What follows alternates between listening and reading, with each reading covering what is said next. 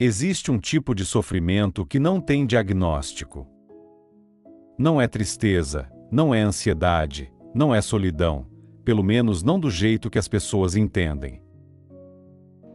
É o peso específico de enxergar o que a maioria prefere não ver. De perceber padrões que ninguém pediu para você perceber.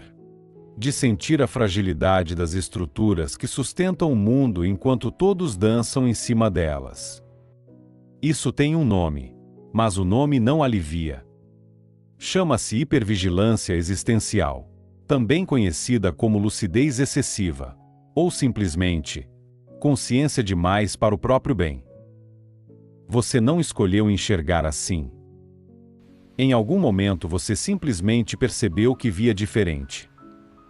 E que esse presente nunca ia embora. Pare agora por um segundo. Escreve aqui nos comentários.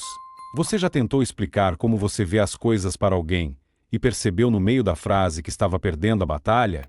Conta em uma frase. A consciência excessiva começa como um dom. Você entende pessoas mais rápido do que elas entendem a si mesmas. Você sente o subtexto das conversas, o não dito, o peso por trás das palavras simples. Você sabe ler ambientes, lê silêncios. Lê o que as pessoas escondem sem saber que estão escondendo. Por um tempo isso parece poder. Parece vantagem. Até você perceber o outro lado. Que enxergar demais tem um custo que ninguém te avisou. O primeiro custo é a distância.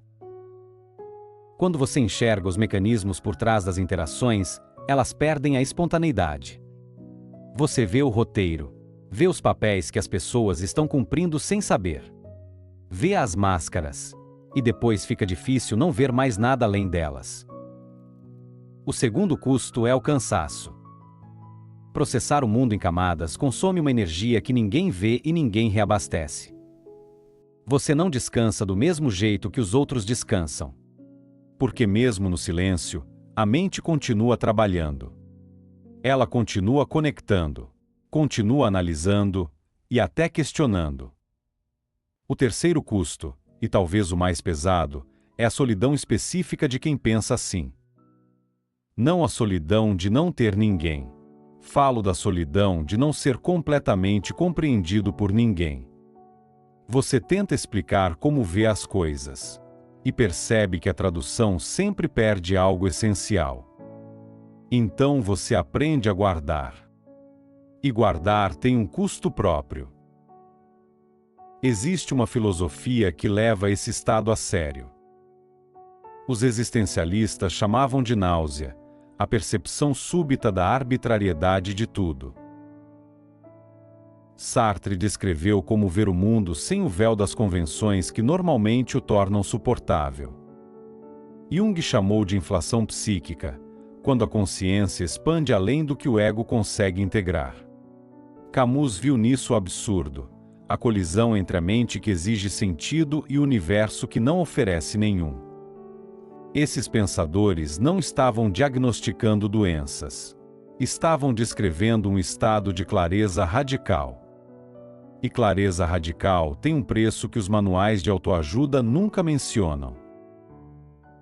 Se em algum momento desse vídeo você pensou, finalmente alguém está falando sobre isso, deixa o like agora. Isso ajuda o vídeo a chegar a mais pessoas. Porque ver com clareza não resolve o problema de ter que continuar vivendo no mundo que você vê. Você ainda precisa pagar contas. Ainda precisa sorrir nas ocasiões certas. Ainda precisa fingir que as urgências do cotidiano são tão urgentes quanto parecem ser para todos ao redor. E é nessa fratura, entre o que você sabe e o que precisa fazer, que mora o sofrimento. Não é fraqueza, é atrito. O atrito de dois mundos que não se reconciliam completamente. O mundo interior rico e o mundo exterior barulhento e raso. Há momentos em que você consegue habitar os dois. Em que a clareza não dói. Em que ver profundamente parece um privilégio e não uma condenação. Em que a mesma sensibilidade que isola também conecta, mais fundo, com menos pessoas, mas com mais verdade. Mas esses momentos passam. E quando passam, a pergunta retorna: vale a pena enxergar assim? Seria melhor não saber? Seria mais fácil não ver? Talvez. Mas essa pergunta em si já contém a resposta. Quem pergunta se seria melhor não saber já não pode não saber. A consciência não tem reverso. Ela só tem profundidade. Então a questão não é como voltar atrás. A questão é como viver com isso. O que vem agora é o que mais gente me pede para desenvolver em vídeo próprio. Se quiser esse vídeo quando sair, se inscreve e ativa o sino. A primeira coisa que ajuda é nomear. Não curar, não resolver. Apenas nomear. Porque o que tem nome deixa de ser apenas névoa dentro de você. A segunda coisa que ajuda é encontrar os outros que também veem assim. Não para validar o sofrimento, para lembrar que ele não é sinal de defeito. Dostoiévski sabia disso. Kafka sabia. Pessoa também sabia. Cada um à sua maneira. A literatura existe porque alguns precisaram transformar esse peso em linguagem. E porque outros precisavam saber que não estavam sozinhos nessa frequência. A terceira coisa, a mais difícil, é aprender a regular sem anestesiar. Porque a tendência natural de quem sente muito é encontrar formas de sentir menos. Seja pelo excesso de trabalho, pelo excesso de estímulo ou pelo excesso de velocidade. Tudo isso funciona. Por um tempo. E depois cobra tudo de volta com juros. Regular não é anestesiar. É aprender o ritmo entre mergulhar e emergir. Entre sentir profundamente e conseguir voltar para o nível do cotidiano sem se perder. Isso não se aprende de uma vez. É prática. É repetição. É paciência com o próprio processo. Existe também um paradoxo no centro disso tudo. A mesma consciência que causa o sofrimento é a única coisa capaz de transformá-lo. Você não pode sair da consciência usando a consciência, mas pode aprender a usá-la diferente. Em vez de usar a consciência para analisar, usar para observar. Em vez de buscar conclusões, aprender a habitar as perguntas. Em vez de tentar resolver o absurdo, aprender a criar sentido dentro dele. Camus tinha razão em uma coisa: o absurdo não se resolve, mas se habita. E há uma dignidade específica em aprender a habitá-lo sem se destruir no processo. Porque a alternativa, adormecer a consciência, não é realmente uma alternativa. É apenas uma forma mais lenta de se perder. E então, o que resta? O que se faz com uma mente que não para? Com olhos que insistem em ver o que está por trás das aparências? Com uma sensibilidade que o mundo não foi projetado para acomodar? Talvez a resposta não esteja em consertar a consciência, mas em construir uma vida que a honre. Uma vida com espaço suficiente para o silêncio que você precisa.